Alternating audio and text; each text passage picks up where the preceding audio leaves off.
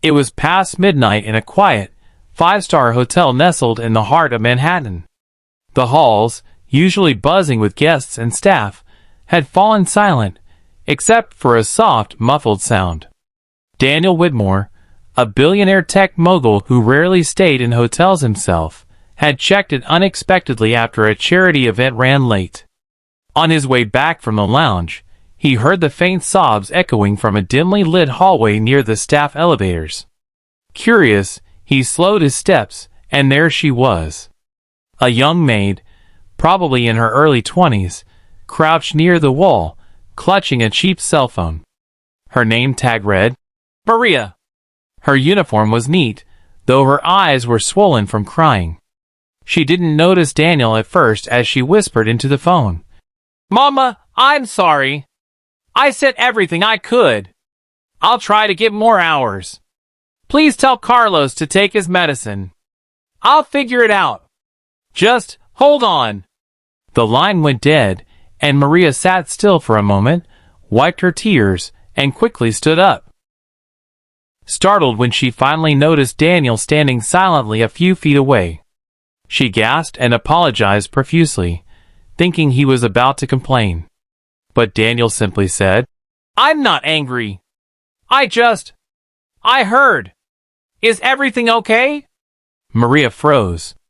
No guest had ever asked her that before.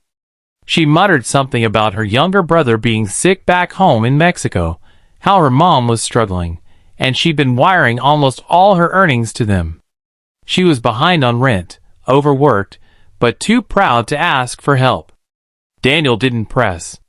He simply nodded and said, "Take care of yourself, Maria." He walked away, but her eyes haunted him that night. The next morning, Maria arrived early and was surprised when the front desk asked her to report to the manager's office. Nervous, she expected to be scolded for causing a scene the night before. Instead, she walked into a room where Daniel was waiting. He smiled gently and handed her an envelope. "No one should have to break just to survive," he said. "Use this for your brother. And if you ever want more than this job, I left my assistant's number inside." Inside the envelope was not just cash, but a letter. Daniel had offered her a full scholarship to a hospitality program he funded through his foundation, along with a part-time internship at one of his luxury resorts.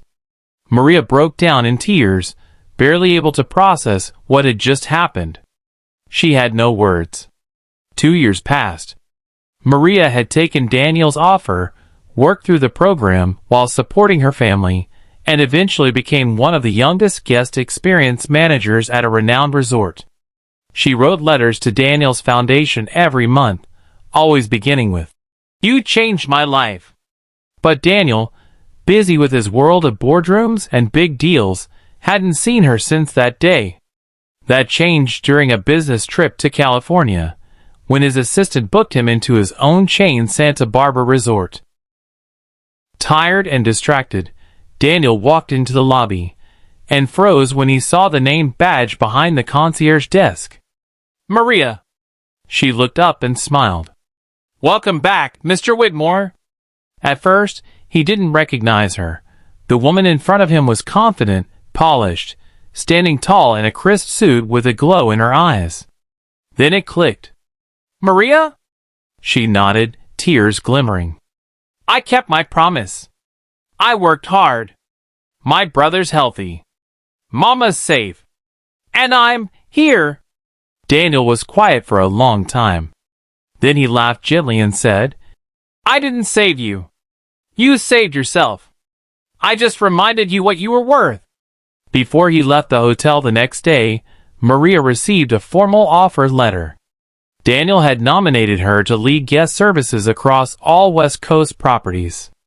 A promotion, a salary triple what she made now, and most importantly, a note handwritten at the bottom.